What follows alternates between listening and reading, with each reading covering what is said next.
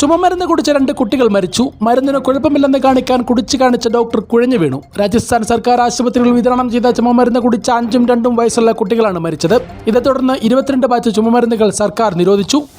തമിഴ്നാട്ടിലെ തിരുവണ്ണാമലയിൽ വാഹന പരിശോധനയ്ക്കിടെ 19കാരെ പിടിച്ചുകൊണ്ടുപോയി ബലാത്സംഗം ചെയ്ത 2 പോലീസുകാരെയും പിരിച്ചുവിട്ടു. തിരുവണ്ണാമല ഈസ്റ്റ് പോലീസ് സ്റ്റേഷനിലെ സുരേഷ് രാജ്, സുന്ദർ എന്നിവരെയാണ് സർവീസിൽ നിന്ന് പിരിച്ചുവിട്ടത്.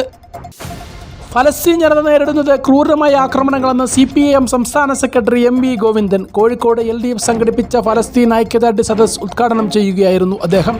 ഗസയിലെ കുട്ടികളുടെ രോദനം നമ്മൾ മനസ്സിലാക്കണമെന്നും ഇസ്രായേലും അമേരിക്കയും ആഗോളതലത്തിൽ ഒറ്റപ്പെട്ടുവെന്നും അദ്ദേഹം പറഞ്ഞു. കാമുകി നൽകിയ പീഡന പരാതിയിൽ അറസ്റ്റിലായ യുവാവ് ജാമ്യത്തിലിറങ്ങിയതിന് പിന്നാലെ ജീവനൊടുക്കി.